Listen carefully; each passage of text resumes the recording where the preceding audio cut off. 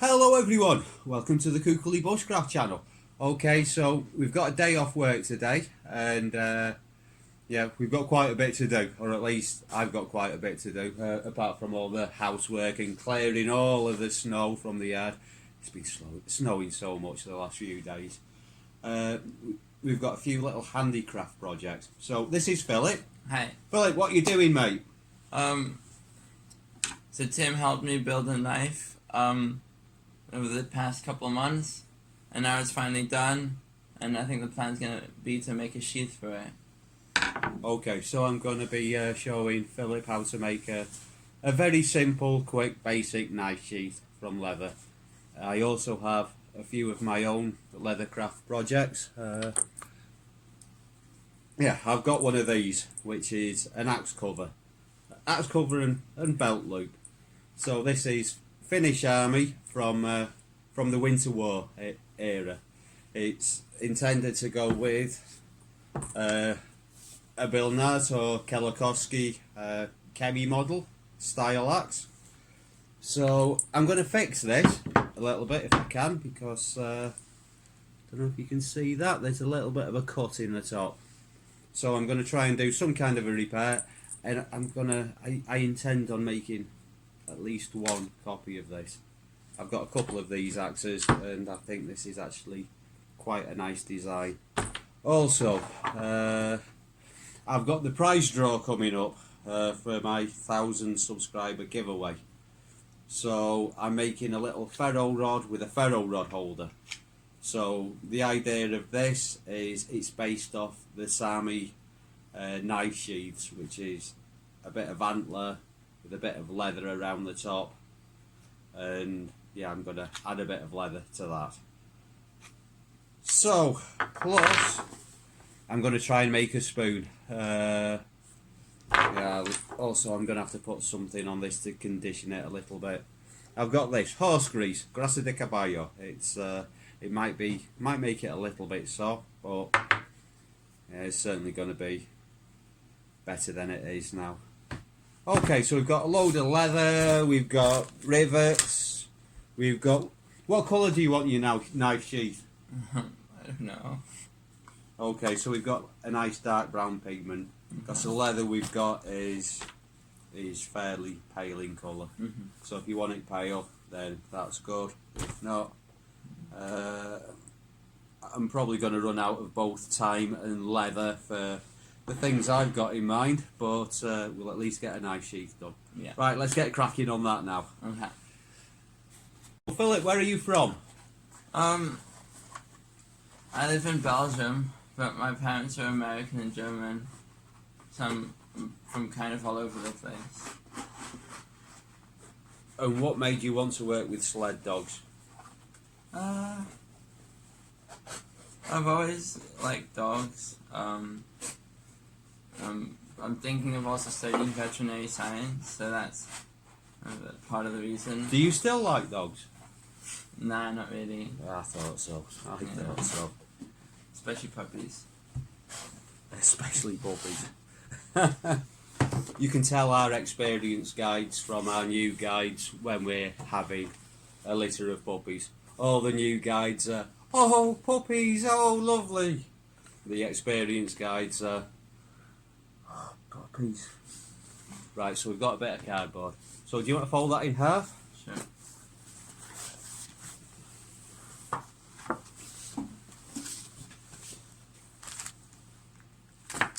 And I'll look for a pencil, something. Here we are.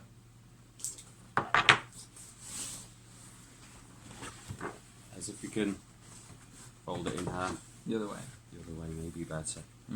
Right, so what you're going to do, where's your knife? What you're going to do is, if you put that on the crease, and draw around it, but you want to leave, well, I'd say about a centimetre all the way around. So you want to get the general shape, the general shape of the knife. Okay. Okay, I don't know if you can see that, but we've basically got the profile of the knife. So what we're going to do now is we're going to draw a line across the top. We're going to add a belt loop, and then we're going to fold it over and we're going to cut it out, and that's going to give us the pattern we need for making the sheath. Okay, so we're cutting both sides out.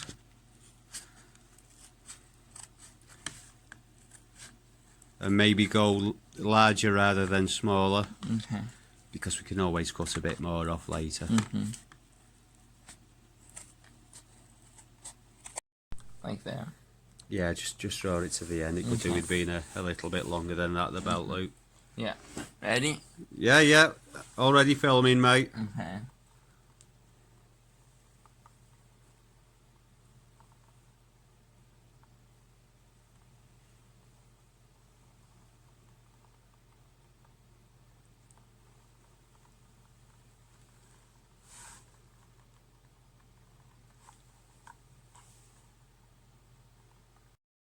Okay, so before you cut it, the one thing I'd say to you is square off those corners, because you're going to be sewing along there, along that edge, and as if you sew all around there, you're not going to be able to get your knife in and out. Okay.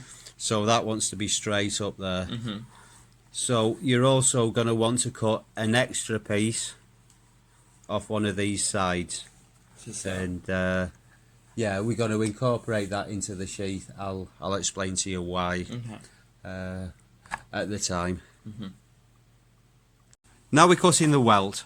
So normally when you cut your knife out, you cut a little bit extra from the same section that you've just removed the knife sheath from.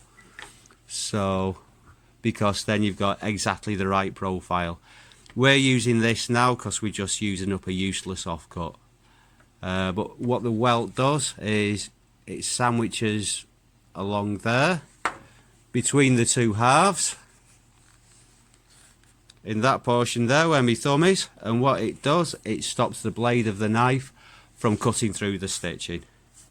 This one hasn't got a welt, it really should have. It's a Finnish manufacturer, they normally have a sheath liner. This one doesn't, but it's a slightly different shape.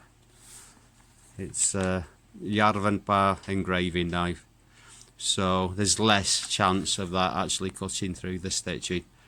That point looks a bit iffy though, but yeah, I didn't make that one. Okay, so we've got some pretty rough cuts here, but we can tidy those up later. So the next thing to do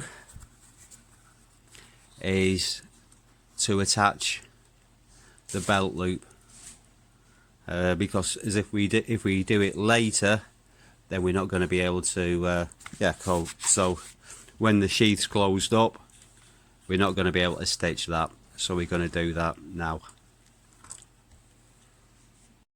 So this is where we've got to so far. We've made a little bit of a mistake. We've put the belt loop on the wrong side, because this weirdo's left-handed. So we've cut it off and we've added another belt loop here, which we're now going to fold over and stitch into there. So we've glued this down with contact adhesive just to hold it in place while we stitch it, and the excess welt we're going to cut off later. Push. Yeah, just push, just follow your line. So you can actually use a fork for this, but if you've got the proper tool, then it's easier. And seeing as the spacing's so close, we're going to do every other one. Are you filming me make better holes? I'm filming you making better holes.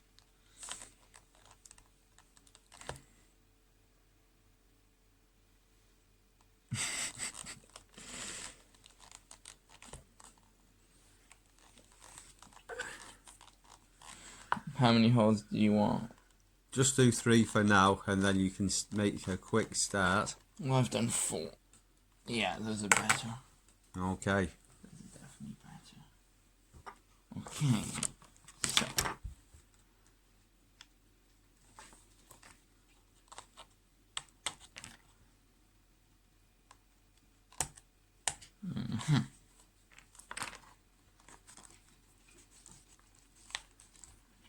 So why have you got 2 needles, Philip? I'm doing saddle stitching. What's that mean? Well, as far as I understand it, you have one long string that goes through your leather with a needle on each side, and then you pass the needle. You pass each needle through each hole. Does that make sense? Both needles through each hole from Yes. opposite directions. Exactly. Okay. Go on, demonstration. Okay. So we can put the first needle through this hole. And push it through. Can you see that? If it's gonna... That's not very...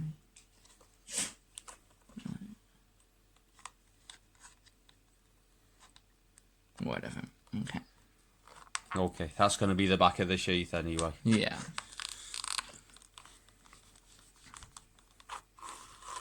So I've passed one end through,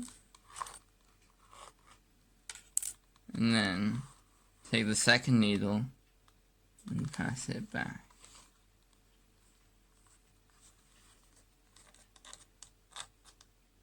So let's do it properly. Okay, so I have greased this thing a little bit and put a bit of a patch on the top.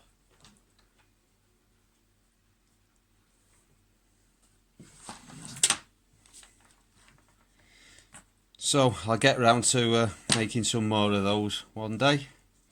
Not done very much with this at all, but I'm going to go outside now and do some carving for a bit and let Philip get on with his sewing. Hey.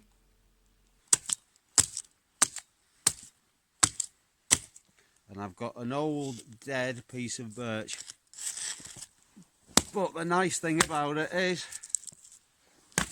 I've seen a bit of spalting in there, so there's a bit of a pattern.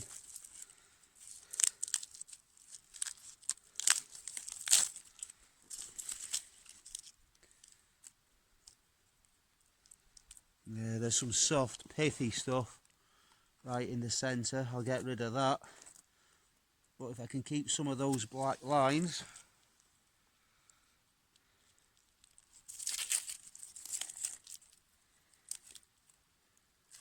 maybe try and get the bowl about there. Right, so I don't think I'm going to be able to finish this today, but as if I can at least get the axe work done.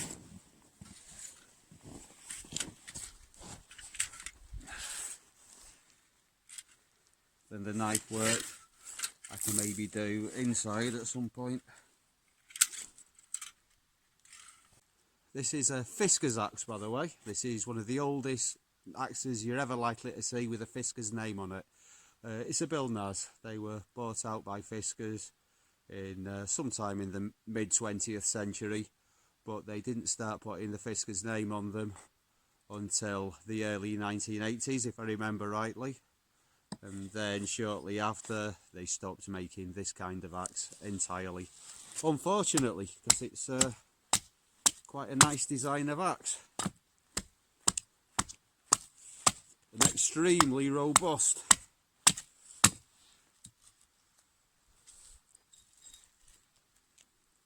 Wow, there's some crazy grain in that.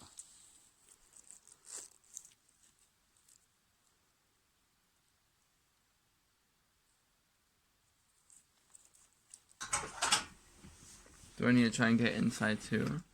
Just on all of the edges and a little bit in the top maybe. Okay. I'm sorry about all the noise in the background, there's rather a lot of us here. for the people watching at home. And dogs. And dogs.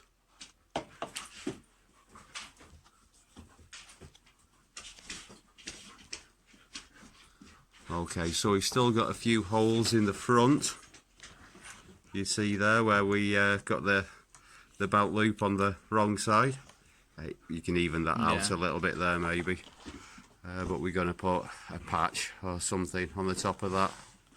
Obviously this isn't a very Scandinavian design of knife sheath because we haven't got a sheath liner. But it's looking pretty good. Normally I'd want to wet form it, as in make the knife fit the sheath through soaking the sheath in warm water, leaving it somewhere to dry with a knife in place. But it's actually a really good fit, so we're not going to bother with that.